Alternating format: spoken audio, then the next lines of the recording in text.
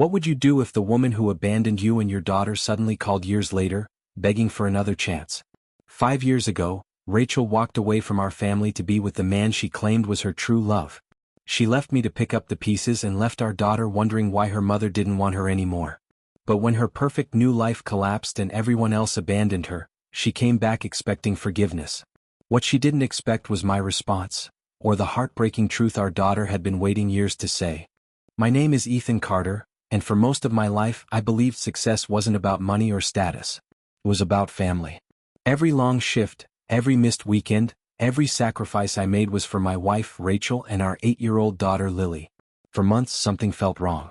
"You're quiet lately," I told Rachel one evening. "I'm just tired," she replied. "You've been tired for months." "I'm fine, Ethan." I wanted to believe her. Maybe work was stressing her out. Maybe life had become overwhelming. I kept making excuses because the truth was something I didn't want to face. Even Lily noticed. One afternoon she tugged on my sleeve. "Daddy, is Mommy mad at us?" I forced a smile. "Of course not, sweetheart." "Then why doesn't she smile anymore?" I had no answer. A week later everything changed. Rachel sat across from me at the kitchen table after Lily had gone to her room. The look on her face made my stomach tighten. "What's wrong?"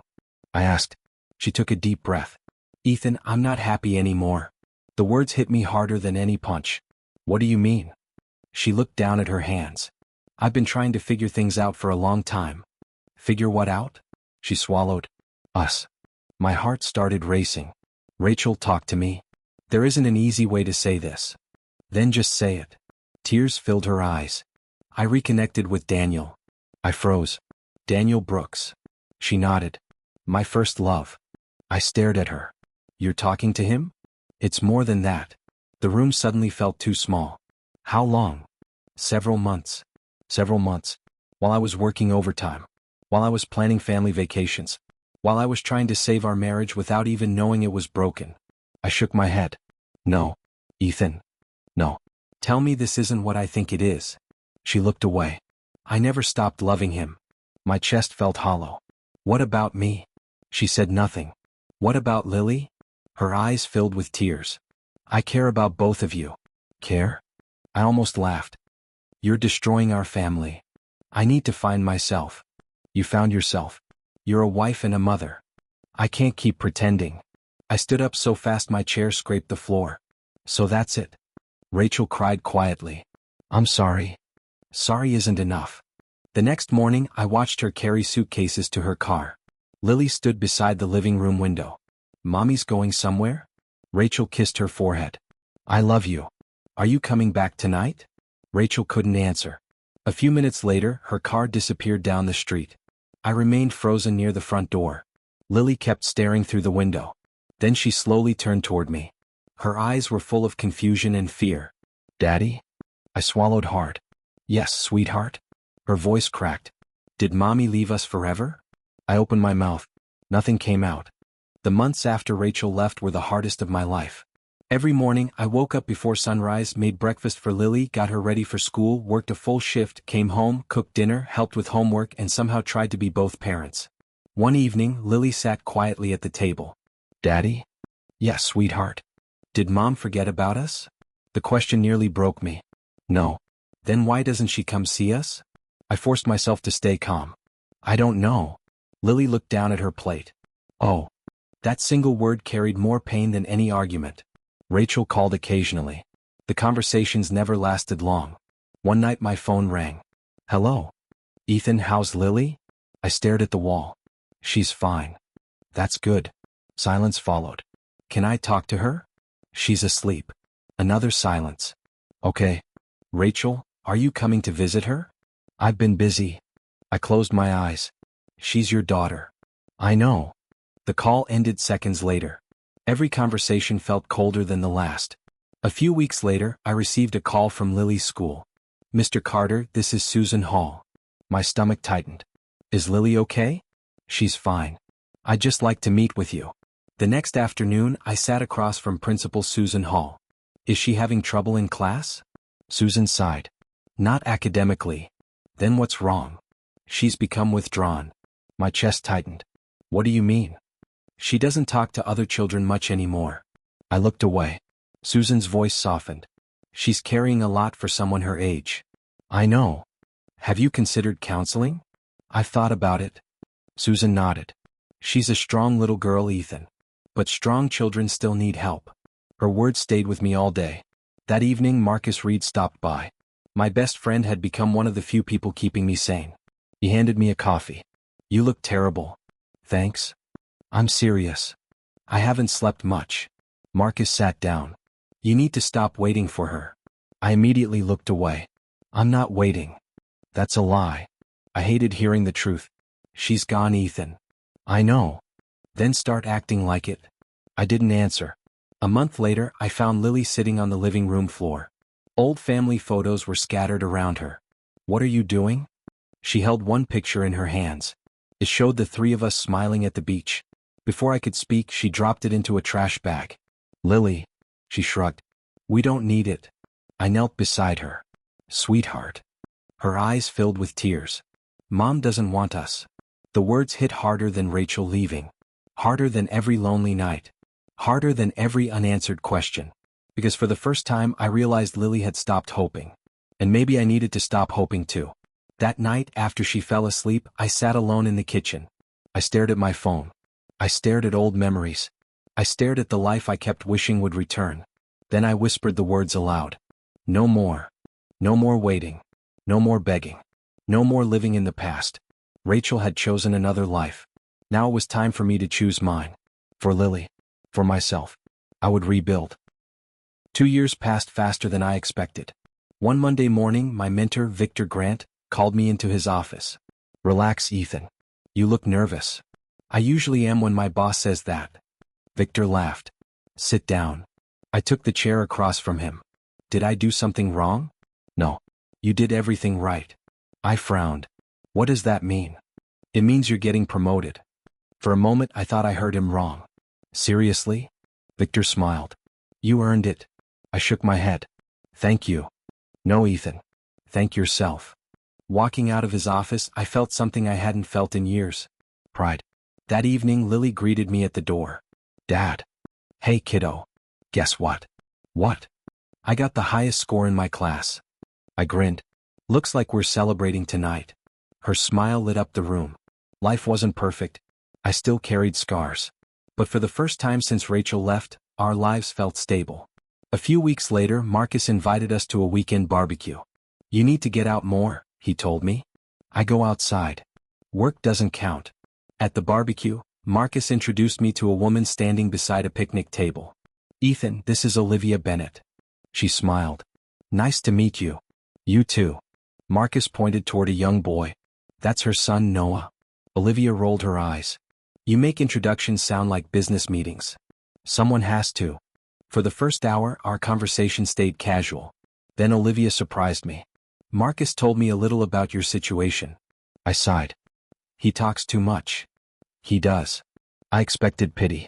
Instead, she said, rough years? Very. Mine too. I looked at her. You?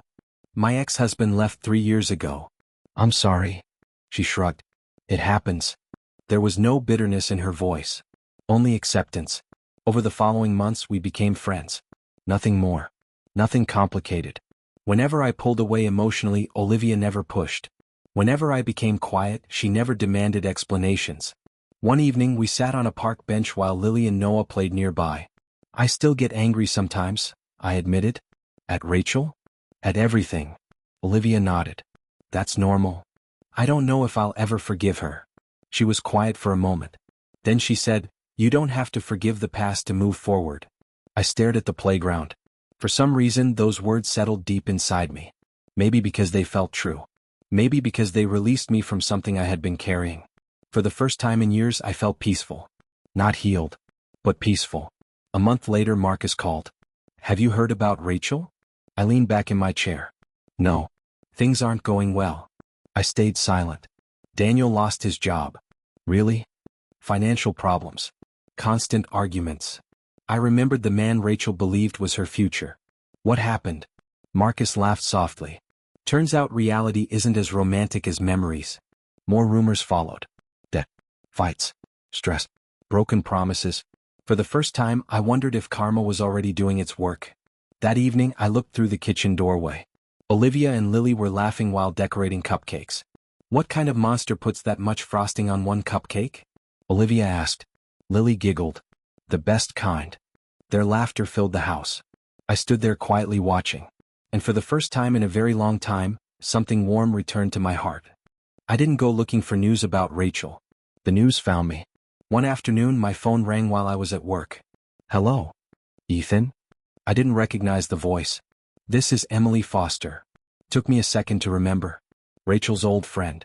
"Emily. It's been a while." "Yeah." Her voice sounded nervous. "Is everything okay?" She hesitated. I wanted to talk about Rachel. I leaned back in my chair. "What about her?" "She isn't doing well." Part of me immediately stopped caring. Another part still remembered the woman I once loved. "What happened?" Emily sighed. "A lot." I stayed quiet. "Daniel isn't who she thought he was." That didn't surprise me. "What do you mean?" "Debt. Constant debt." I frowned. "Debt." Rachel thought he was financially stable. And? He wasn't. I rubbed my forehead. Emily continued. "He lies all the time." "About money?" "About everything." The conversation stayed with me long after the call ended. A few days later, Marcus stopped by my office. "You heard about Rachel?" I laughed softly. "Apparently everyone wants to tell me." Marcus sat down. "Things are getting ugly." "How ugly?" "Daniel blames everyone else for his problems." I shook my head. "Some people never grow up. Rachel's finding that out now." That evening I couldn't stop thinking about it. Not because I missed her. Because I remembered how badly she wanted that life. She had thrown away everything for it. Weeks passed. Then Emily called again. "Ethan, I need to tell you something." "What happened?" "It's Daniel." My stomach tightened. "What about him?" "Rachel found out he's been seeing another woman." For several seconds I couldn't speak. "You're serious?" "Completely." I stared out my office window. The irony felt brutal. Rachel had destroyed our marriage for another man. Now another woman was helping destroy hers. "Who is she?" I asked. "Her name is Sophia Turner." I slowly exhaled. "What did Rachel do?" "What do you think?" I could almost imagine the confrontation. "The same thing happened to her," Emily said quietly. I closed my eyes. The same betrayal. The same lies. The same broken trust. Only now Rachel was the one left behind. A week later Marcus called. "It's over." "Rachel and Daniel?" "Yeah." I wasn't surprised. "What happened?" "He left." Just like that. The man she chose had walked away. The man she believed was her future had abandoned her. I should have felt satisfied. Instead, I felt conflicted. That night, Olivia noticed my mood. "You've been quiet." "I heard some news." "About Rachel?" I nodded. Olivia waited patiently. "Part of me feels sorry for her." "That's normal." "Another part remembers everything she did." "That's normal too." I looked down. "I don't know what I'm supposed to feel." Olivia smiled gently. "You don't have to decide tonight." A month later, Emily called one final time. "Rachel lost the house." I blinked. "What?" "She couldn't keep up with the payments." The words hit harder than I expected. Not because I loved Rachel anymore. Because I finally understood something. For years she had chased a fantasy. Now that fantasy was gone. The next thing Emily said stayed with me. "I visited her yesterday." "And?" "She was sitting alone." I swallowed. "Doing what?" Emily's voice softened. "Looking at an old family photograph." For the first time, Rachel wasn't remembering the life she wanted. She was staring at the life she had thrown away. 5 years after Rachel walked out of our lives, I barely thought about her anymore. Life had changed. Lily was 13 now. I had rebuilt myself piece by piece. The wounds were scars, not open cuts. One quiet evening, I was sitting in the living room reviewing paperwork when my phone rang. The number wasn't familiar. I almost ignored it. Instead, I answered, "Hello." For a second, nobody spoke. Then I heard a voice. "Ethan." My entire body froze. I knew that voice instantly. Rachel. 5 years disappeared in a heartbeat. I stood and walked toward the window. Neither of us spoke. Then I heard her crying. Not quiet tears. Broken tears. "Ethan, please." I remained silent. I know I probably don't deserve this call. Still silent. I made a mistake. The words hung between us. 5 years too late. I looked outside at the darkening sky. Cars passed. Neighbors walked their dogs. The world kept moving. Yet somehow this moment felt frozen. Ethan, say something. What do you want, Rachel? More crying. Then she whispered the words I never expected to hear. I want to come home. I closed my eyes. Home. The place she abandoned. The family she left behind. The daughter she barely remembered. I know I hurt you. I didn't answer. I know I hurt Lily. Still nothing. I was selfish. For years I had imagined this conversation. I had imagined anger. I had imagined satisfaction. I had imagined revenge. Instead, I felt almost nothing. The pain was gone. The heartbreak was gone. All that remained was distance. Rachel kept talking. Daniel was a mistake. Silence. I thought I knew what I wanted. Silence. I was wrong. I leaned against the window. For the first time, I realized she sounded exactly like what she was. Alone. Ethan, please. I stared at my reflection. The man looking back wasn't the man she left. That version of me had died years ago. Finally I spoke. Who are you? The crying stopped. The silence that followed felt endless. What? Who are you? Ethan. No. My voice stayed calm. I mean it. More silence. The question wasn't cruel. It was honest. The woman I loved no longer existed. The woman on the phone was a stranger. Rachel began crying again. I know you're angry. I'm not angry. Then why are you saying that? Because I meant it. Because I no longer knew her. Because she no longer knew me. Before I could answer, I heard footsteps behind me. I turned. Lily was standing in the doorway. I hadn't even noticed her enter the room. Her eyes were fixed on the phone. Is that her? I hesitated. Then I nodded. Lily walked forward slowly. Can I talk to her? I looked at my daughter. The little girl who once cried at the window was gone. A stronger person stood before me now. Without a word, I handed her the phone. Lily? Rachel's voice trembled. My daughter took a deep breath.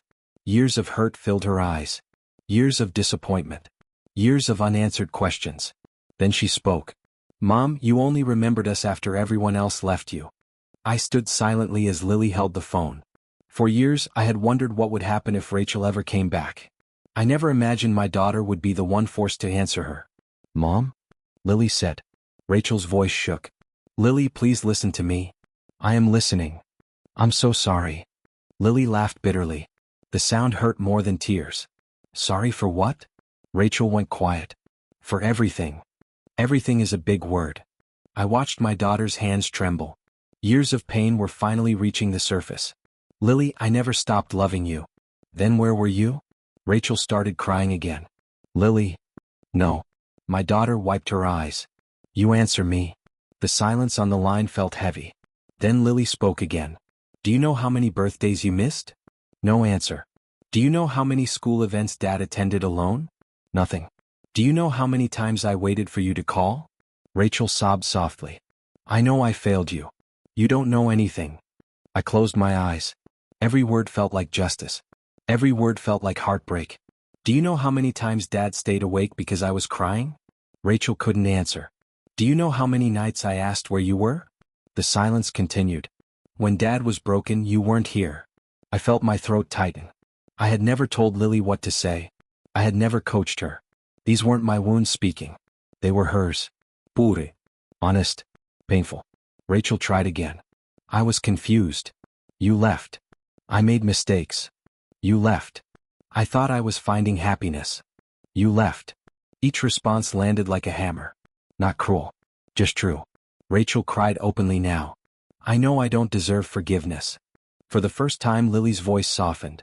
You don't. The words hung in the air. Then she added quietly, not right now. Rachel took a shaky breath. I understand. No, Mom. Lily's voice cracked. I don't think you do. More silence followed. The kind of silence that only comes after truth. Finally, Rachel whispered, I love you. Lily closed her eyes. Then she handed the phone back to me. I'm done. I took it. Rachel was still crying. Ethan. I listened. I didn't realize how much damage I caused. I looked at my daughter. Neither had I. Not until tonight. Goodbye, Rachel. The line went dead. The moment the call ended, Lily collapsed into tears. Not quiet tears. Years of tears. I wrapped my arms around her immediately. She buried her face against my chest. I tried so hard not to care. I know. Why wasn't I enough? My heart shattered. You were always enough. She cried harder. I held her for a long time. For the first time since Rachel left, Lily finally let herself grieve. Hours later, Olivia arrived after I texted her. She sat beside us on the couch. How is she? Tired. Olivia gently squeezed Lily's hand. I'm here. 3 simple words. Nothing more. Nothing less.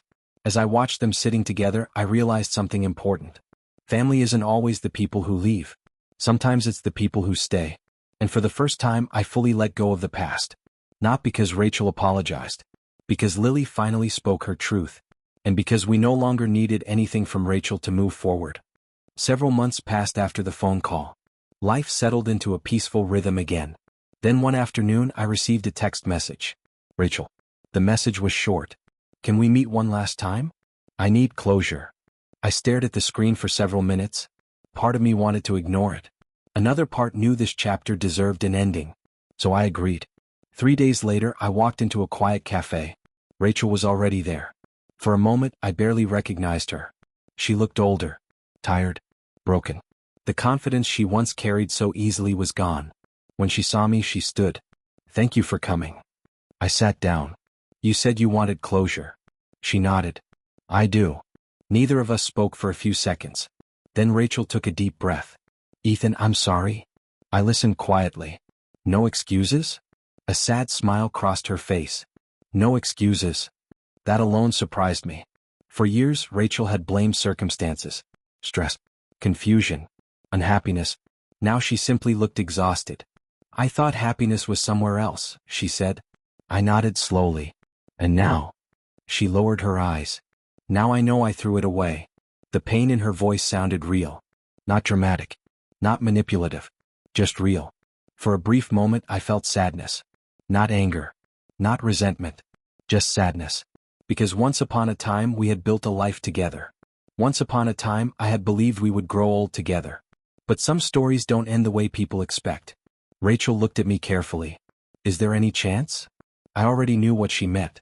No. She nodded as if she had expected that answer. I figured. I folded my hands on the table. Lily and I moved on. Rachel's eyes filled with tears. I know. We had to. She looked away. I understand. I continued gently. Olivia has become part of our lives. A tear rolled down her cheek. She seems like a good person. She is. She stayed. I didn't respond. Because she was right. Olivia stayed. Through difficult days. Through healing. Through uncertainty. She stayed. Rachel wiped her eyes. Is Lily happy? I smiled before I could stop myself. Yeah. That smile seemed to answer every question. Rachel noticed it too. I'm glad. For the first time during the meeting, I believed she meant it. We sat quietly for a while. No arguments. No blame. Just acceptance. Eventually Rachel stood. I stood too. This was the end. Not of our marriage. That had ended years ago. This was the end of the pain. Before leaving, she looked directly at me. I'll regret this for the rest of my life. I studied her face. Then I nodded. I believe you. Rachel cried quietly. Not because she expected forgiveness. Because she finally understood what she had lost. We walked toward opposite exits. As I stepped outside, something became clear. Winning was never about revenge. It was never about watching Rachel suffer. It was never about proving anything. It was about healing. That afternoon, I met Lily and Olivia at the park. Dad. Lily shouted. I smiled. Hey, kiddo. Olivia handed me a sandwich. Perfect timing. Was I missed? Obviously, Lily said. We laughed together beneath the warm afternoon sun. As I watched them smiling, I felt something I hadn't felt in years. Not relief. Not victory. Freedom. For the first time, I no longer felt abandoned. I felt loved. I felt whole. And finally, I felt free.